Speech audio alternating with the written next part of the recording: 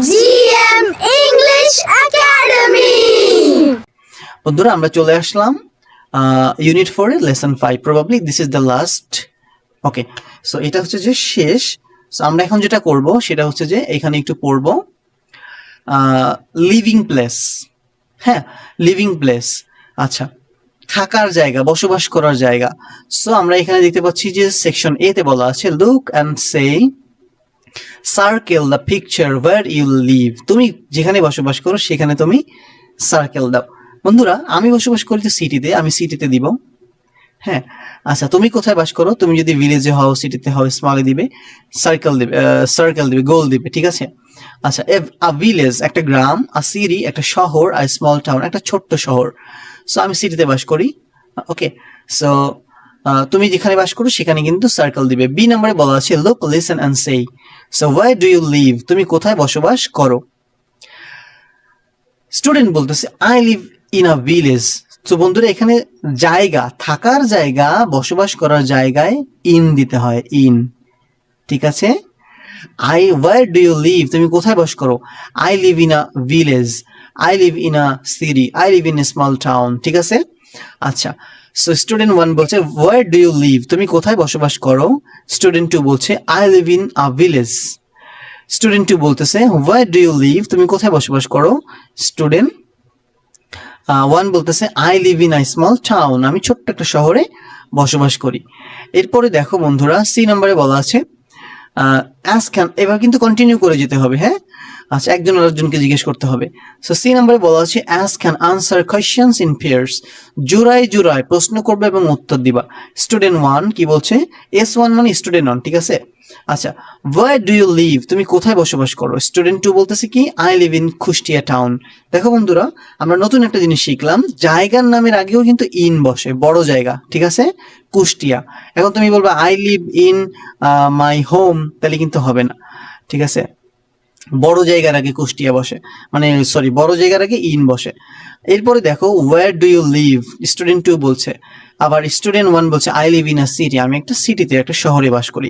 এভাবে করে করে আমাদেরকে কিন্তু কন্টিনিউ করে যেতে হবে প্রত্যেকজন বন্ধুর সাথে। ওকে, তো আমরা কিন্তু ইউনিট 4ও শেষ করে ফেলেছি বন্ধুরা। যে আমরা যারা ছোটবেলা থেকেই ঘরে বসে পবিত্র কোরআন শিখতে চাই, আমরা অনেক স্কুলে পড়ি, ইংলিশ মিডিয়ামে পড়ি, বাট আমরা কোরআন পড়ার জন্য উপযুক্ত টিচার পাচ্ছি না বা সময় পাচ্ছি না, এই জন্য আমরা ঘরে বসেই অনলাইনে সুন্দর করে আমরা কোরআন শিখতে পারি। সো ছোটদের কোরআন শিক্ষা কোর্স এখানে হচ্ছে যে ইন্টারন্যাশনাল একটা মাদ্রাসা, যেটা অনলাইন বেসড, আল মুইজ ইন্টারন্যাশনাল মাদ্রাসা। এখানে আপনি আপনার সোনামণিকে কিডস ভর্তি করাতে পারবেন, ছোট সোনামণিকে।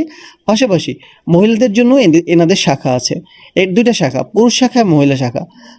সব শাখাই কায়দা, নাজেরা, হিফস, 2-3টা বিভাগই আছে। একদম শুরু থেকে আলিফবা থেকে শুরু করে কোরআন ধরা পর্যন্ত সুন্দর করে শিখতে পারবেন।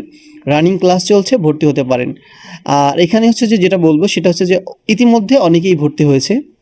আমরা এখানে বেশ কিছু স্টুডেন্টদের সাথে পরিচিত হব, জাস্ট তাদের নামটা এবং তাদের ঠিকানাটা একটু বলবো। সালমান খান, সিলেট বাংলাদেশ থেকে। হবিগঞ্জ, সিলেট বাংলাদেশ থেকে। এরপরে দেখতে পাচ্ছি তাসিন, খুলনা বাংলাদেশ থেকে। এরপরে দেখতে পাচ্ছি সাদিয়া, নাটোর, রাজশাহী বাংলাদেশ থেকে ভর্তি হয়েছে। এরপরে দেখতে পাচ্ছি নাবিলা আক্তার, গাইবান্ধা বাংলাদেশ থেকে ভর্তি হয়েছে। ক্লিয়ার?